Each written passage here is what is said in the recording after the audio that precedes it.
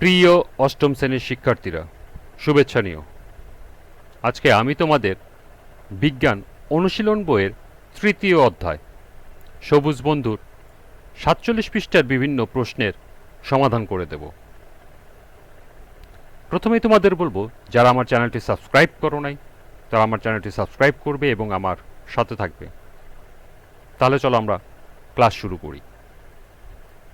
এবার মাইটোসিস কোষ বিভাজন সম্পর্কে জানা যাক। মাইটোসিস কোষ বিভাজন মূলত বহুকোষী জীবের দেহে বৃদ্ধি ঘটায়। মাইটোসিস কোষ বিভাজন পুরো প্রক্রিয়াটি পড়ে নিয়ে দলে আলোচনা করো। এখানে লক্ষ্য করো, একটা প্রশ্ন দেওয়া আছে। মাইটোসিস কোষ বিভাজনের পুরো প্রক্রিয়াটি পড়ে নিয়ে দলে আলোচনা করো। তো চলো এখন আমরা এই প্রশ্নের সমাধানটি দেখে নিই। এর সমাধান হবে, বহুকোষী জীবদেহ গঠনের জন্য একটি মাতৃকোষ থেকে দুটি অপত্য কোষ তৈরির প্রক্রিয়াকে মাইটোসিস বলে।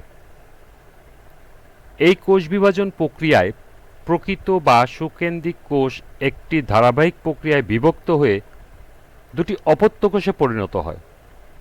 প্রাণীর দেহকোষ এবং উদ্ভিদের বর্ধনশীল অংশের ভাজক টিস্যু, যেমন কাণ্ড ও মূলের অগ্রভাগ, ভ্রূণমুকুল এবং ভ্রূণমূল, বর্ধনশীল পাতা, মুকুল ইত্যাদিতে মাইটোসিস প্রক্রিয়ায় বিভাজন হয়। নিম্নশ্রেণীর উদ্ভিদ এবং প্রাণীর অযৌন জননের সময়ও এ ধরনের বিভাজন হয়। আদি এককোষী জীবে মাইটোসিস হয় না। এছাড়াও বহুকোষী জীবের জনন মাতৃকোষ, প্রাণীর স্নায়ুকোষ, স্তন্যপায়ী প্রাণীর পরিণত লোহিত রক্তকণিকা, অণুচক্রিকা এবং উদ্ভিদের স্থায়ী টিস্যুর কোষে মাইটোসিস বিভাজন দেখা যায় না। মাইটোসিসে নিউক্লিয়াস সমানভাবে একবার বিভাজিত হয়। নিউক্লিয়াসের প্রতিটি ক্রোমোজোমও একবার করে বিভাজিত হয়। সাইটোপ্লাজমও একবার বিভাজিত হয়। তাই মাইটোসিস বিভাজনে কোষের মাতৃকোষ এবং অপত্য কোষে ক্রোমোজোমের সংখ্যা তথা ডিএনএর পরিমাণ সমান থাকে।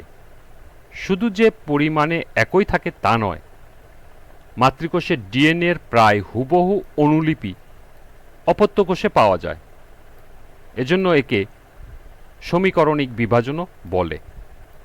এই বিভাজন প্রকৃত নিউক্লিয়াসযুক্ত জীবের দেহকোষে হয়ে থাকে এবং বিভাজনের ফলে কোষের সংখ্যা বৃদ্ধির মাধ্যমে প্রাণী ও উদ্ভিদের দৈর্ঘ্য এবং প্রস্থে বৃদ্ধি পায়। তাহলে এই ছিল মাইটোসিস কোষ বিভাজনের প্রক্রিয়ার আলোচনা। এরপরে আছে মাইটোসিস কোষ বিভাজনের গুরুত্ব সম্পর্কে জেনে নাও। লক্ষ্য করো, এখানেও একটি প্রশ্ন দেওয়া আছে, মাইটোসিসের কোষ বিভাজনের গুরুত্ব। তো চলো এখন আমরা এই প্রশ্নটির সমাধান দেখে নিই।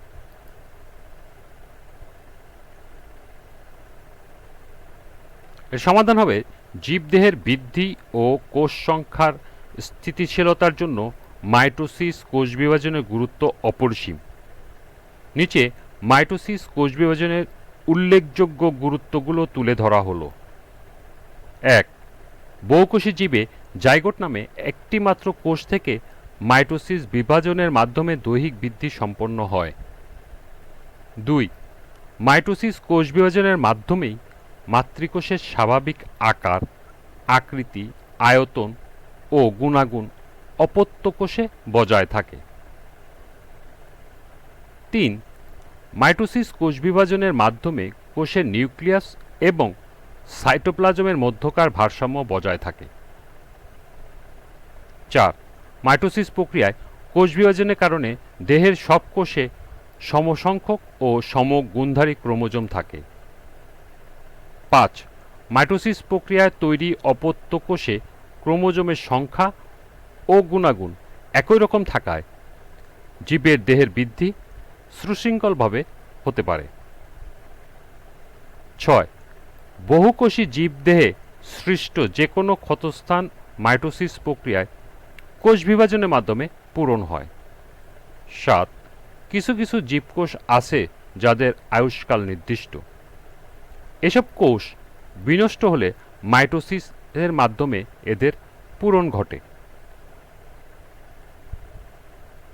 8. মাইটোসিস প্রক্রিয়ায় বংশবৃদ্ধি করে।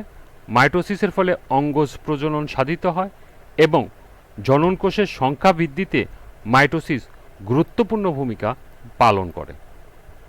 9. মাইটোসিসের ফলে একই ধরনের কোষের উৎপত্তি হওয়ায় জীবজগতের গুণগত বৈশিষ্ট্যের স্থিতিশীলতা বজায় থাকে। এবং সর্বশেষ 10. মাইটোসিস কোষ বিভাজনের প্রক্রিয়াটি নিয়ন্ত্রিত থাকে। তাহলে এই ছিল মাইটোসিস কোষ বিভাজনের গুরুত্ব।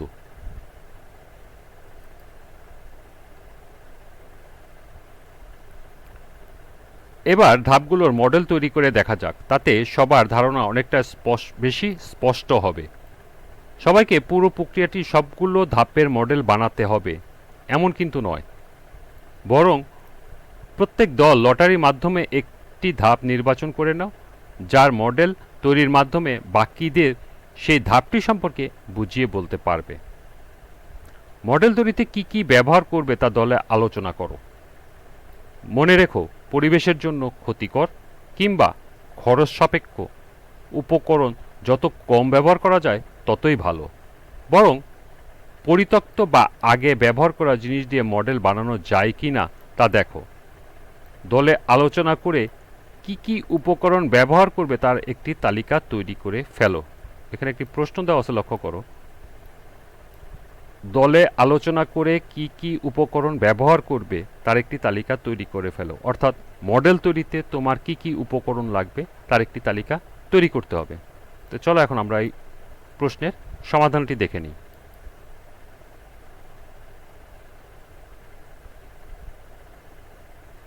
এর সমাধান হলো, মডেল বানাতে যে সকল উপকরণ ব্যবহার করব তার তালিকা নিম্নরূপ। 1. পুরনো ক্যালেন্ডার।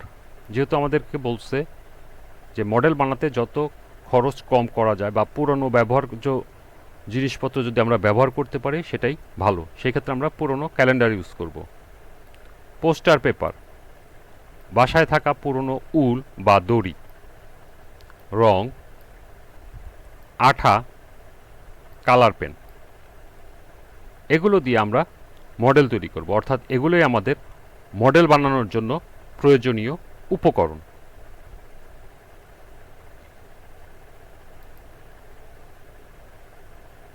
এরপরে পঞ্চম সেশন। আজকের ক্লাসটি এ পর্যন্তই। আমরা পরবর্তী ক্লাসে পঞ্চম সেশন থেকে বিভিন্ন প্রশ্নের সমাধান করে দেব, সেই সাথে মডেল তৈরির উপকরণগুলো দিয়ে কিভাবে আমরা মডেল তৈরি করব এবং মডেলগুলোর বর্ণনা সমাধান লিখে দিব।